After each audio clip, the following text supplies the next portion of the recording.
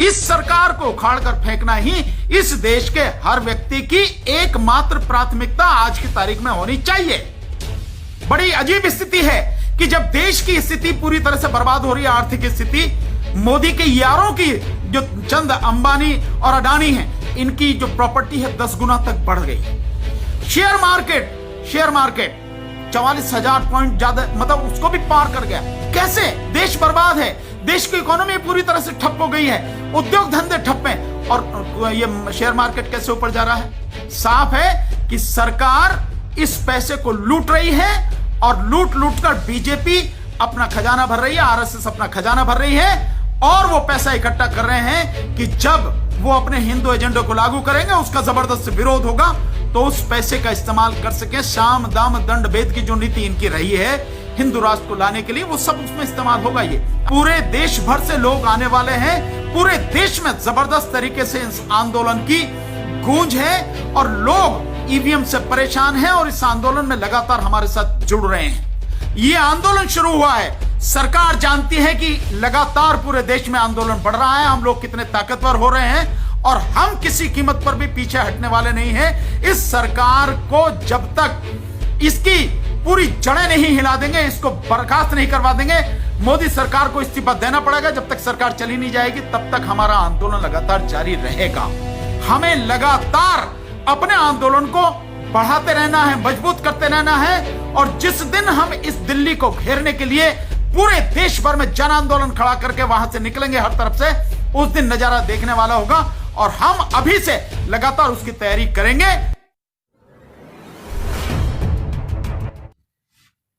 साथियों, जय भीम, नमो बुद्धाय, आदाब, सत श्री अकाल, नमस्कार, गुड इवनिंग। साथियों, मैं सबसे पहले आप सभी का दिल से धन्यवाद करना चाहता हूं। पूरे देश में जिस तरह से लोग हमारे साथ जुड़ते चले जा रहे हैं, हमारे साथ इस आंदोलन को मजबूत करने के लिए लगातार खड़े हो रहे हैं, लगातार हमारा साथ दे रहे हैं, और सभी साथियों के साथ आने की वजह से हमारी ताकत लगातार बढ़ती चली जा रही है। साथियों, जो हमारा कल का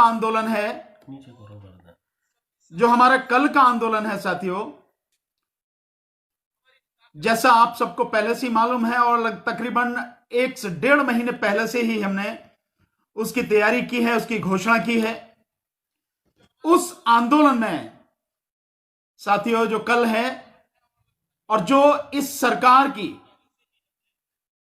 वर्तमान मोदी सरकार की जितनी भी जन विरोधी और देश विरोधी नीतियां हैं, जिनसे लगातार पूरे देश को, देशवासियों को बहुत नुकसान हो रहा है, उसी के विरोध में हम लोग ये आंदोलन, कल का जो है हमारा आंदोलन है साथियों। इसमें आप जानते हैं साथियों कि जो हमारा सबसे बड़ा मुद्दा है, यह जो सबसे टॉप पे जो हमारा मुद्दा है, वो मुद्दा है साथियों, मैं उसे कह सकता हूं कि ये एक जड़ है, ये सबसे महत्वपूर्ण और सबसे मुख्य मुद्दा है, जो ईवीएम का मुद्दा है। और इसीलिए हमारा जो सबसे टॉप पे है, नंबर 1 पर मुद्दा, ईवीएम हटाओ, साथ में मोदी सरकार इस्तीफा दे और लोकसभा को भंग किया जाए, और बैलेट पेपर के माध्यम से दोबारा लोकसभा चुनाव भारत में कराए जाएं। मैंने वो भी मुद्दा हमारा केवल यही नहीं है साथियों, ये मुख्य मुद्दा है, लेकिन इसके साथ साथ जो हमारा और मुद्दे हैं इसके साथ में, वो CAA, NPR और NRC हमारा मुद्दा है साथियों। आप जानते हैं कि अभी जो चुनाव हुआ है बिहार में, इस बिहार चुनाव के प्रचार के दौरान जो बीजेपी के राष्ट्रीय अध्यक्ष हैं JP नड्डा जी, वो जब इस चुनाव के दौरान पश्चिम बंगाल में भी गए थे तो उन्होंने बहुत स्पष्ट रूप से वहां कहा था कि उन्होंने बहुत स्पष्ट रूप से कहा था कि CAA और NPR और NRC ये होगा, ये निश्चित रूप से आपको मिलेगा, ये उन्होंने कहा। तो हमें किसी भी हालत में ये नहीं भूलना चाहिए कि लॉकडाउन हो गया और समय ज्यादा बीत गया, करीब 8-9 महीने बीत गए, तो CAA और NRC NPR कोई मुद्दा नहीं रहा। निश्चित रूप से साथी ये मुद्दा है। और अभी इसके साथ साथ मैंने एक वीडियो भी इस विषय पर जारी की थी। DS4 वाले जो साथी हैं यूट्यूब वाले, उन्होंने चलाया भी है कि जो NPR है उसके विषय में द हिंदू में एक रिपोर्ट छपी है कि NPR को अंतिम रूप देने की कार्रवाई इस सरकार ने शुरू कर दी है। और आप जानते हैं कि NPR NRC का पहला कदम है, फर्स्ट स्टेप है। और NPR हो गया तो फिर NRC के लिए सरकार को या सरकार के कर्मचारी लोगों के घर नहीं जाएंगे, उसी के आधार पर वो NRC करेंगे। तो क्योंकि ये उनका एजेंडा है, उसके तहत ये सारी चीजें हैं, तो आप किसी इस भुलावे में ना रहिए कि NPR नहीं होगा, CAA नहीं होगा, NRC नहीं होगा। सब कुछ होगा। ये टेम्परेरी फेज था कि कोरोना की महामारी की वजह से उस पर ध्यान नहीं गया और ये कोरोना संकट ने बाकी सारी चीजों को पीछे ढकेल दिया। लेकिन वो सारे मुद्दे हैं, सब कुछ होगा। भाजपा सरकार, मोदी सरकार अपने जो एजेंडा है उसके तहत सारे कामों को लगातार करने के लिए काम कर रही है, रात दिन कर रही है। आप लोग सोए तो सो जाएं, वो लोग नहीं सोते, वो अपना काम कर रहे हैं और लगातार अपने काम में चुस्त और दुरुस्त हैं वो लगातार, क्योंकि उनका एजेंडा है और उन्हें मालूम है कि यह समय अगर छूट गया तो फिर कभी आने वाला नहीं है। इसलिए वो निश्चित रूप से अपने इस एजेंडे को लागू करने के लिए लगातार काम कर रहे हैं और करेंगे, और इसको लागू करेंगे। तो हमें किसी भुलावे में नहीं रहना चाहिए, हमें बहुत मजबूत आंदोलन के लिए तैयार रहना चाहिए। और यह आंदोलन किसी एक व्यक्ति के नहीं है, या किसी एक धर्म के नहीं है, किसी एक जाति के नहीं, ये पूरे देश के हैं। और विशेषकर देश की जो दबी कुचली गरीब जनता है, जो कमजोर लोग हैं, आप उन्हें SC ST OBC माइनॉरिटी ये इस रूप में कह सकते हैं, लेकिन बहुत सीधे शब्दों में कहो कि जो भी किसी भी जाति धर्म संप्रदाय का है, जो भी गरीब है, दबा कुचला है, जो वंचित है, अशिक्षित है, सारी गाज उन्हीं पे गिरने वाली है। सब कुछ उन्हीं के सर पर यह ठीकरा सारा फूटेगा। तो कोई इससे बचने वाला नहीं है, क्योंकि सरकार आपके लिए सोचने वाली नहीं है। एक उदाहरण बड़ा लेटेस्ट, ये न्यूज कल ही से आई है, आप इससे समझ सकेंगे इन सारी चीजों की सच्चाई को और सारी चीजों की अहमियत को, उसकी गहराई को आप समझेंगे, उसकी गंभीरता को समझेंगे। ये सरकार, मैं तो सरकार ही कहूंगा, कहने को तो रिजर्व बैंक कह रहा है, लेकिन रिजर्व बैंक बिना सरकार के कुछ नहीं कहता। जो रिजर्व बैंक है उसका कहना है, वो इस बात पे विचार कर रहा है कि जो बैंक हैं, इन बैंकों को जो बड़े बड़े उद्योगपति पूंजीपति हैं उनके हवाले कर दिया जाए, वही बैंकों को चलाएंगे।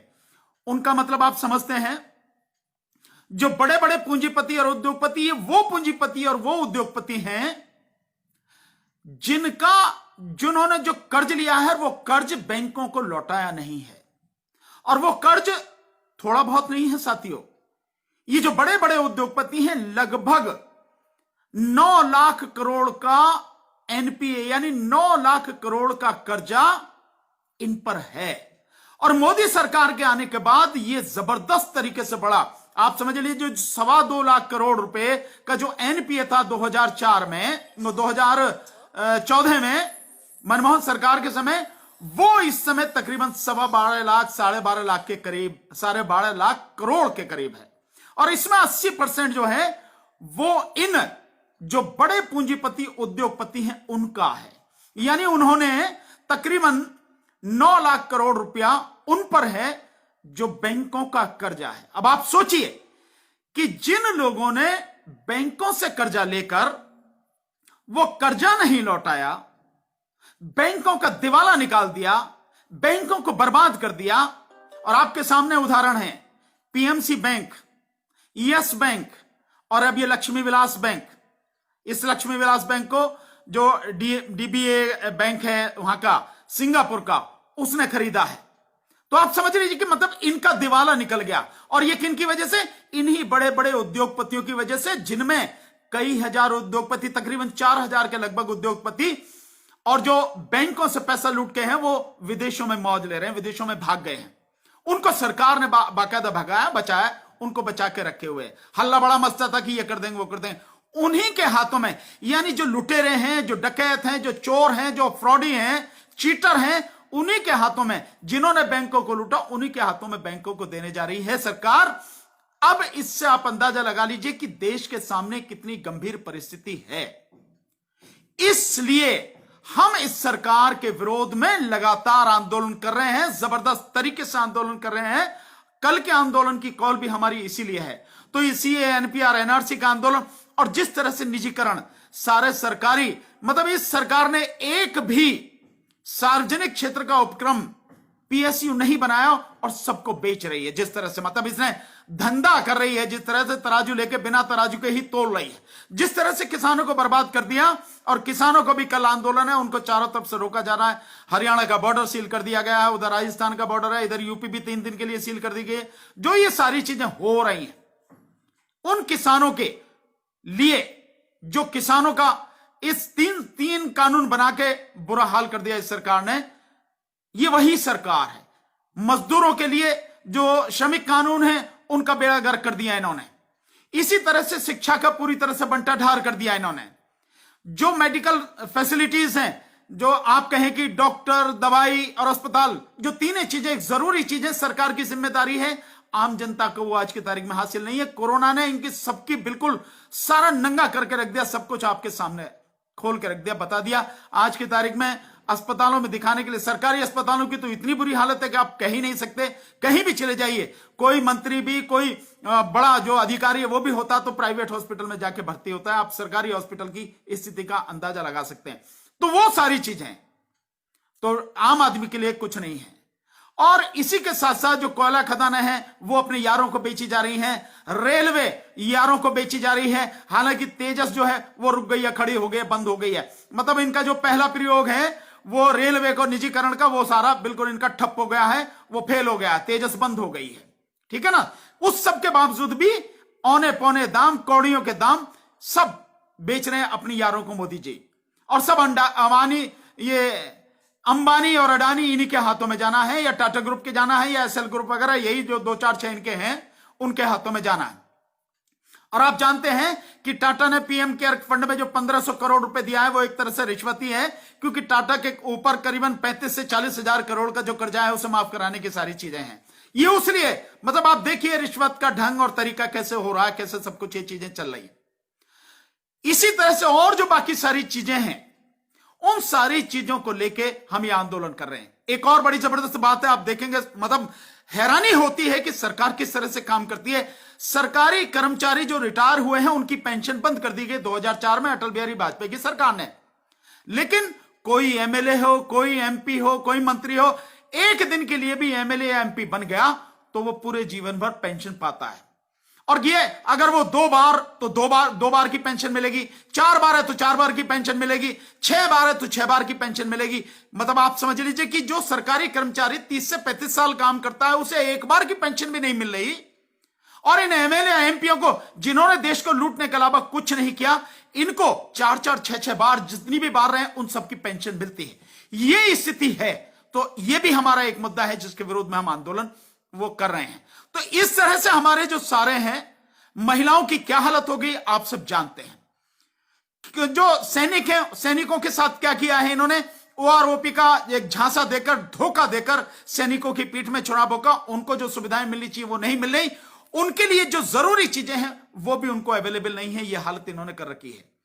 पैरामिलिट्री फोर्सेस जो अर्धसैनिक बल जिन्हें आप हिंदी में कह सकते हैं, वो बिल्कुल ऐसे ही काम करते हैं जैसे कि सेना करती है।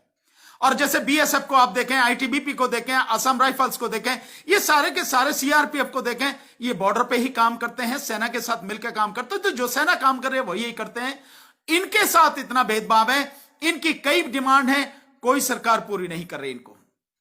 इनके जो हमारे जवान शहीद हो जाते हैं उनको शहीद का दर्जा भी नहीं है, जबकि सेना के जो साथी हैं वो शहीद होते हैं, उनको शहीद का दर्जा, उनको सारी सुविधाएं मिलती है। बहुत अच्छी बात है, पर वही चीज जब समान तरह का सा काम है तो इन साथियों को क्यों नहीं है वो शहीद का दर्जा और वो सारी सुविधाएं?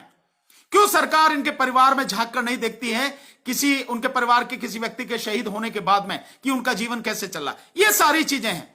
इन सब चीजों को लेकर कल का हमारा आंदोलन, और इस सब में जो है सबसे बड़ा आंदोलन ईवीएम, क्योंकि ईवीएम अगर है तो बीजेपी है, अगर ईवीएम नहीं है तो बीजेपी का कहीं भी अता पता नहीं मिलेगा। ईवीएम खत्म, बीजेपी खत्म। और ईवीएम सारी समस्याओं की जड़ है, क्योंकि सारी समस्याओं की जड़ है बीजेपी।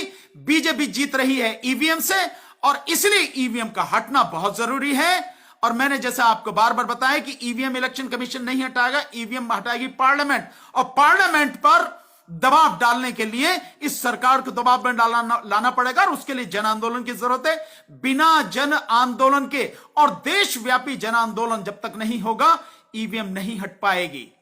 इसलिए हमको यह सारा आंदोलन करना है। साथियों, आपके सामने लेटेस्ट उदाहरण बिहार का आपने देखा है। बिहार में जिस तरह से ईवीएम में घोटाला किया, और प्रशासन और इलेक्शन कमीशन की जो गुंडागर्दी रही है, उन्होंने जिस तरह से जबरदस्ती उसको हराया है, तेजस्वी यादव को, आरजेडी और महागठबंधन को जो हटाया, वो सबके सामने है। लेकिन यहां दुर्भाग्य की बात यह भी है कि तेजस्वी यादव के साथ में पूरा बिहार खड़ा है, जाति धर्म संप्रदाय के बंधनों को तोड़कर पूरा यूथ खड़ा है। उस सब के बावजूद भी तेजस्वी यादव सड़क पर उतरने को तैयार नहीं है। क्या मजबूरी है, क्या डर है, क्या दिक्कत है, मुझे नहीं मालूम, लेकिन जब तक सड़क पर नहीं उतरा जाएगा तब तक ये समस्या हल नहीं होगी। आने वाले समय में अगले साल पश्चिम बंगाल में चुनाव होना है, असम में होना, और फिर तमिलनाडु में होना, और उसके अगले साल में आप जानते हैं उत्तर प्रदेश में और पंजाब में और उत्तराखंड में चुनाव होना। क्या स्थिति है, सबके सामने है साथियों।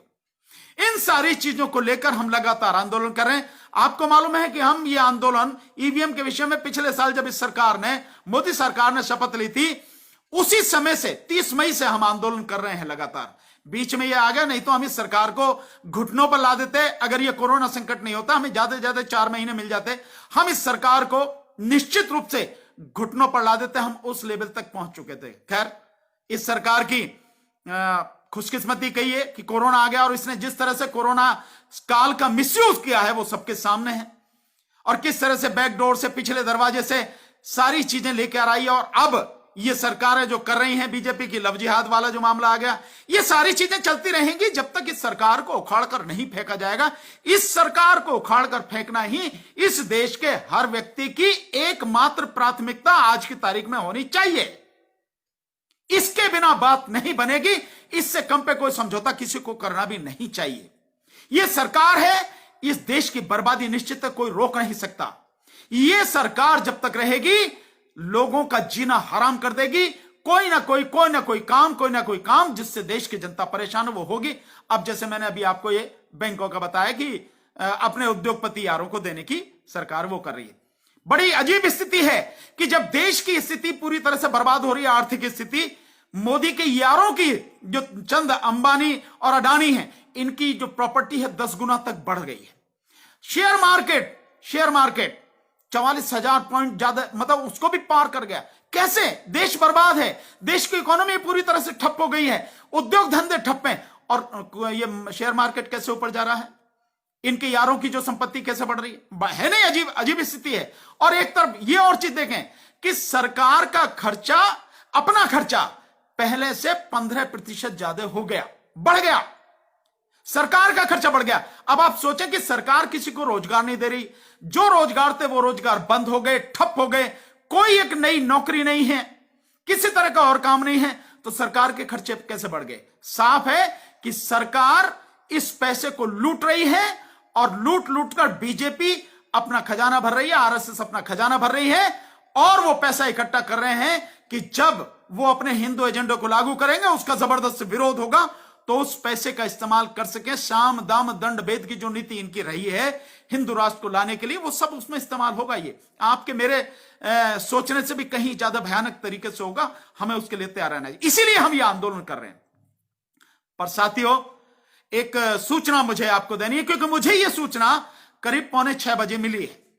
जो डीसीपी हैं, जो वहां के पार्लियामेंट स्ट्रीट थाने के नई दिल्ली के जो डीसीपी हैं, डीसीपी ऑफिस से और जो वहां पर इंस्पेक्टर है, उनके माध्यम से सूचना मिली है कि कल के जो हमारा आंदोलन है, उस आंदोलन की परमिशन उन्होंने कैंसिल कर दी है। जो हमें मिली हुई थी वो परमिशन हमारी कैंसिल कर दी है। और आप समझ सकते हैं कि ये कोरोना का बहाना लेके ये सारी चीजें हो रही, क्योंकि दिल्ली में भयानक तरीके से कोरोना बढ़ रहा है, ये भी सच है, जिसमें हर मतलब लगातार 5वें दिन 100 से ज्यादा मौतें हो रही है, 141 तक की मौतें चली गई एक दिन में। ये दिल्ली में पहले नहीं था, अब लगातार हो रही हैं। ये सारी स्थिति भयानक हो रही है। सुप्रीम कोर्ट भी उस पर सरकार से जवाब मांग रही है कि 2 दिन में जवाब दो दिल्ली सरकार, किस तरह से स्थिति इतनी भयानक होती चली जा रही है। तो उन सबका बहाना लेते हुए उन्हें मालूम है कि पूरे उनके पास इंटेलिजेंस की रिपोर्ट है कि हमारे इस आंदोलन में पूरे देश भर से लोग आने वाले हैं, पूरे देश में जबरदस्त तरीके से इस आंदोलन की गूंज है और लोग ईवीएम से परेशान हैं और इस आंदोलन में लगातार हमारे साथ जुड़ रहे हैं, लगातार हमारे साथ मजबूती के साथ खड़े होते चले जा रहे हैं। और ये केवल एक जगह की बात नहीं है। मैं साथियों, हर प्रदेश का, एक भी प्रदेश का नाम क्या लो, हर जगह, चाहे साउथ के हो, तमिलनाडु हो, केरल हो, कर्नाटक हो, आंध्रा हो, उड़ीसा हो, महाराष्ट्र हो, पश्चिम बंगाल हो, आसाम हो, आपके इधर चले जाइए, उधर आपका कर्नाटक हो गया, इधर बिहार हो गया, बिहार से तो जबरदस्त तरीके से जो है मतलब लोगों का सपोर्ट आ रहा है। ये सारी स्थिति है। उधर राजस्थान है, गुजरात है, महाराष्ट्र है, साथ में आपका तेलंगाना है, ये आंध्र प्रदेश है, और इधर आप चले जाइए कि पंजाब से बड़े जबरदस्त संख्या में लोग आने वाले हैं, हरियाणा से हैं, और यहां तक कि जो आपके हिमाचल में वहां से हैं, उत्तराखंड से भी साथी हैं, और उत्तर प्रदेश और दिल्ली का तो जवाब ही नहीं है, जिस तरह से लोग मतलब साथ में जुड़ते चले जा रहे हैं। ये स्थिति है और ये रिपोर्ट सरकार के पास में है कि कल का जो आंदोलन होगा बड़ा जबरदस्त होगा। इसलिए बिल्कुल एंड टाइम पर, यानी आज करीब 5:30 के बजे के लगभग उन्होंने कैंसिल किया। मुझे 5:45 बजे ये सूचना मिली है, इसीलिए मैंने तुरंत साथियों को इन्फॉर्म करना जरूरी समझा, क्योंकि कोई साथी हैं मेरे जो बहुत दूर दूर से आ रहे हैं। तो मैं आप सबसे रिक्वेस्ट करूंगा कि इसको ज्यादा से ज्यादा शेयर करें, ज्यादा से ज्यादा लोगों तक ये बात पूछे, ताकि कोई मेरा भाई, कोई मेरा साथी, कोई मेरा हमसफर, कोई मेरा हमदर्द किसी भी तरह से उस तक सूचना पहुंचे बिना न रह जाए, वो यहां आके परेशान न हो। हमने कोशिश की है, वो कह रहे हैं कि सब 5 लोग आ जाओ और ज्ञापन वगैरह देना है तो वो दे दो, लेकिन हम उनसे कह रहे हैं कि भाई हम 5 लोग तो नहीं, 20-25 लोगों को भी अगर वो हमें दे देते हैं परमिशन, तो हम 20-25 लोग वहां जाके प्रेस के, मीडिया के साथी हैं, उनको अपना इकट्ठा करके उनके सामने अपनी बात रख के और बात खत्म कर देंगे। लेकिन मुझे लगता नहीं है कि यह सभी वो करेंगे, पर फिर भी हमारी कोशिश है कि क्या होता है। लेकिन मेरा दूर दराज से जिस भी प्रदेश से सारे साथी आ रहे हैं, मेरा उन सबसे निवेदन है साथियों, अब ना हो परेशान। इसके लिए अब हम दूसरा तरीका जो है अपनाएंगे, और इसके लिए क्या करना है मैं आपको बताऊंगा। पहले भी मैंने कहा था कि एक सिग्नेचर कैंपेन हमें निश्चित रूप से चलानी है, और उसका मैं आपका परफॉर्मा पूरा तैयार करके भी आप सबको दूंगा, और फेसबुक लाइव पे मैं आपको बताऊंगा, मेरे फेसबुक पे भी पड़ा होगा, उसको हम उसके माध्यम से भी, यूट्यूब से जो हमारे साथी हैं उनके माध्यम से भी उस जो परफॉर्मा है उसको भेजेंगे, और साथ में जो है हमारे व्हाट्सएप पे भी, सब पे जो है हम उसको डालने की कोशिश करेंगे, ट्विटर पे भी डालने की कोशिश करेंगे, ताकि हर साथी तक पहुंचे। और अब साथियों, हमें बहुत तरीके से ये काम करना है। मैंने इस बार के आंदोलन के लिए देश के जो भिन्न भिन्न भागों में जो बड़े साथी हैं, जो बहुत ही क्रांतिकारी साथी हैं, सामाजिक आंदोलनकर्ता हैं, कुछ जो राजनीतिक सोच वाले साथी, उन सबसे भी मैंने बात की है, और सभी साथी हमारी बात से सहमत है, हमारे साथ जुड़े हुए हैं।